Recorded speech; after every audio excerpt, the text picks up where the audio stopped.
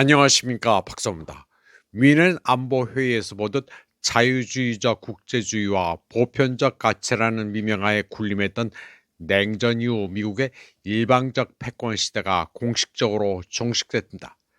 서방의 도덕적 가면, 즉 외교 정책의 주된 동기가 민주주의 증진과 인권이라는 주장은 냉혹한 국가적 이익 앞에서 더 이상 설 자리가 없는 허구임이 드러났습니다. 그런 국제 질서의 변동을 아프리카 입장에서 말씀드리겠습니다. 아프리카에서 이는 1884년 베를린 회의 이후 가장 중요한 지정학적 재조정입니다. 당시 서구 식민 열강들은 독일 베를린에 모여 아프리카 분할과 그 영토의 실질적 점령을 공식화했습니다. 지금 달라진 점은 아프리카 대륙이 유럽의 분할을 위한 백지 상태가 아니라 새로운 비서구 세력의 관리하에 있는 공간이 됐다는 것입니다. 아프리카에서 미국의 역할도 달라졌습니다. 전 세계에 관여하는 초강대국이라는 신호와는 달리 미국은 의도적이고 역사적인 축소 정책을 펼쳐왔습니다. 최근 발표된 국가안보 전략서는 미국의 위축을 보여주는 문서입니다. 그 핵심 목표는 명확합니다. 바로 아메리카 대륙의 패권 통치입니다. 이른바 요새화된 미국 전략은 캐나다에서 칠레에 이르는 서반구의 경제 및 안보 통합을 최우선 과제로 삼아 이 지역을 난공불락의 영향권으로 만들고자 합니다.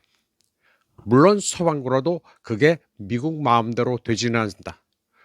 부차적인 관심사는 영국, 캐나다, 호주, 뉴질랜드 등 문화적, 제도적으로 유사한 국가들로 구성된 영미권 국가들에 집중되어 있으며 이들 국가는 미국의 군사력을 증강시키는 역할을 합니다. 물론 영미권 국가들도 미국 마음대로는 안 됩니다. 캐나다도 대놓고 반발하고 있고 호주도 어컷에서 반쯤은 떨어진 상태입니다. 영국, 캐나다, 호주도 중국에 붙고 있습니다. 미국은 아프리카 대륙의 전략적 경쟁에서 공식적으로 철수했습니다. 남아있는 기지들을 폐쇄하고 영향력 행사를 목적으로 하는 군사 지원을 중단하며 소위 허울 좋은 민주주의 거버넌스 프로그램도 종료할 것입니다. 워싱턴의 접근 방식은 이제 효율적인 아웃소싱에 초점을 맞추고 있습니다. 미국의 디지털 녹색 경제 핵심 자원인 코발트, 리튬, 히토류에 대한 끊임없는 수요는 더 이상 개별 아프리카 국가들과의 복잡한 거래를 통해 조달되지 않습니다. 반면 아프리카에서 중국의 영향권은 가장 강화하고 경제적으로 긴밀합니다. 이는 아프리카의 전략적 광물 중심지인 중앙아프리카, 동아프리카, 남부아프리카를 아우릅니다. 중국은 국영기업과 1대1로 인프라를 통해 아프리카 지역에서 채굴되는 핵심 광물의 안전하고 원활한 운송을 보장합니다. 중국은 더 이상 아프리카에 단순히 투자하는 데 그치지 않고 자원 거점과 정보 영역을 관리합니다. 중국은 녹색 디지털 전환 공급망의 명실상부한 수직적 독점 기업입니다. 또 러시아가 아프리카에 제공하는 것은 경제적 기적이 아니라 정치적 생존과 안보입니다. 아프리카 군단과 같은 기구를 통해 러시아는 다른 어떤 강대국도 따라올 수 없는 서비스를 제공합니다. 바로 내부 반란과 서방이 조장하는 불안정으로부터 아프리카를 보호하는 안보입니다. 러시아는 주권이라는 화폐를 무기로 삼아 사헬 지역과 연안 국가들에 걸쳐 막강한 영향력을 행사합니다. 반면 유럽 식민주의의 망령은 퇴출되고 있습니다. 프랑스, 영국, 벨기에, 포르투갈, 스페인의 영향력은 CFA 프랑, 군사기지 그리고 온정주의적 외교를 통해 유지되어 왔지만 이제 돌이킬 수 없는 쇠퇴기에 접어들었습니다. 2028년이 되면 이들은 역사 속 한 페이지에 불과하게 됩니다. 현재 아프리카는 러시아의 안보 관리와 중국의 경제 관리라는 협력적인 양강 구도 아래 존재하며 이는 시너지 효과를 내는 파트너십입니다. 오랫동안 프랑스와 나이지리아의 영향력 확대를 위한 수단으로 여겨져온 서아프리카 경제 공동체 에코와스도 분열되고 있습니다. 말리, 부르키나파소, 니제르로 구성된 사헬 동맹의 반발로 집단 안보 원칙은 산산조각 났습니다. 사헬 동맹은 러시아 아프리카 영향권의 원형으로 모스크바의 안보 보장을 기반으로 하는 군사 정치적 동맹입니다. 그 매력은 강력합니다. 기니비사우, 토고, 가나, 세네갈, 모리타니는 서방의 비난에서 벗어난 정권 안보를 약속받고 2026년까지 가입을 추진할 것으로 예상됩니다. 차드와 중앙아프리카 공화국 역시 기존 지역 기구에서 벗어나 더욱 강력한 동맹으로 옮겨갈 가능성이 높습니다. 서아프리카 경제공동체 에코와스는 결국 지정학적으로 미미한 연안국들, 즉 나이지리아, 코트디부아르, 시에라리온, 라이베리아만 남게 될 것입니다. 나이지리아의 경우는 지역별 영향에 따라 효율적으로 관리됩니다. 심각한 내부 안보 문제에 직면한 북서부와 남서부 지역은 자연스럽게 러시아 안보 관할 아래 놓입니다.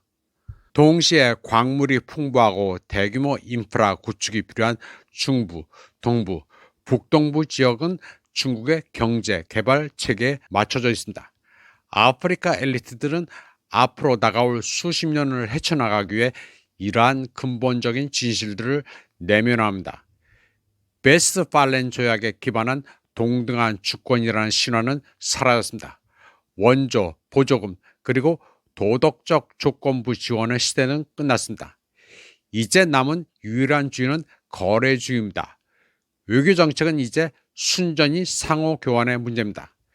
미국은 이제 민주주의를 수호하고 테러와 싸우고 대량 학살을 막기 위해 군사 개입을 하겠다는 환상은 버려야 합니다. 미국은 아프리카의 병력을 파견하지 않을 것이며 미국의 아프리카 정책 전체는 이제 하청업체에 맡겨져 있습니다. 아프리카의 평화와 분쟁은 전적으로 러시아 안보기구의 영역이며 러시아 투자가 위협받을 경우 중국이 개입할 것입니다. 아프리카의 경우 철학적 논쟁은 이제 종결된 듯 보입니다.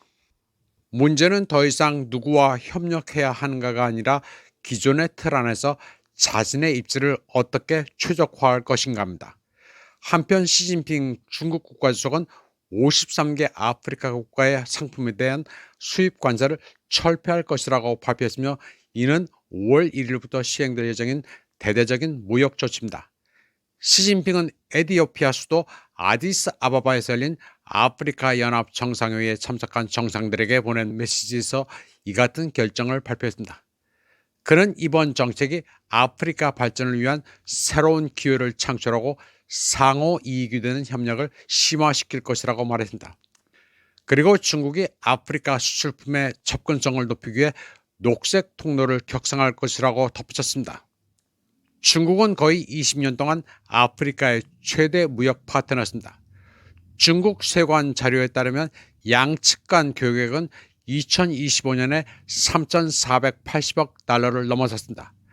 아프리카의 수출품은 주로 석유, 광물, 농산물로 구성되어 있으며 중국의 대아프리카 수출품은 주로 제조업 제품입니다. 이번 조치는 아프리카 국가들이 변화하는 세계 무역 구도에 직면하고 있는 가운데 나왔습니다. 전문가에 따르면 미국의 아프리카 무역 정책은 위기에 의해 좌우되는 반면 중국은 관계 개선을 모색하고 있습니다. 워싱턴은 보다 광범위한 무역 조치의 일환으로 특정 수입품에 관세를 부과하시며 이는 일부 아프리카 정부들 사이에서 향후 미국 시장 접근에 대한 우려를 불러일으켰습니다. 모스크바 고등경제대학 아프리카 연구센터 소장 안드레 마슬로프는 RT와의 인터뷰에서 미국이 아프리카에서 영향력을 유지하려 하면서 주로 에너지와 핵심 광물에 집중하는 반면 중국은 보다 광범위한 경제적 관여를 하고 있다고 말했습니다. 그는 중국의 무관세 정책이 무역 흐름을 더욱 재편하려는 노력을 반영하는 것이라면서 이러한 조치가 다양한 산업 분야의 중국 투자자들에게도 이익이 될 것이라고 덧붙였습니다. 그는 중국의 무역 흑자, 인구 감소, 그리고 노동 비용 상승이 기업들을 아프리카로 나가도록 하고 있다고 말했습니다. 반면 워싱턴이 아프리카산 상품에 관세를 부과하는 주된 동기는 미국 내부의 위기이며 미국이 고립주의의 길로 내몰렸다고 덧붙였습니다. 마슬로프는 미국의 막대한 부채와 재정 적자는 소비, 특히 수입을 줄여야 한다는 것을 의미한다고 말했다. 그러면서 미국이 오랫동안 자국 생산자 보호를 희생하면서 세계적인 리더십을 확보해왔지만 아프리카에 대해서도 더 이상 그럴 여유가 없다고 말했습니다. 이번 방송은 여기까지 하겠습니다. 시청해주신 여러분 감사합니다.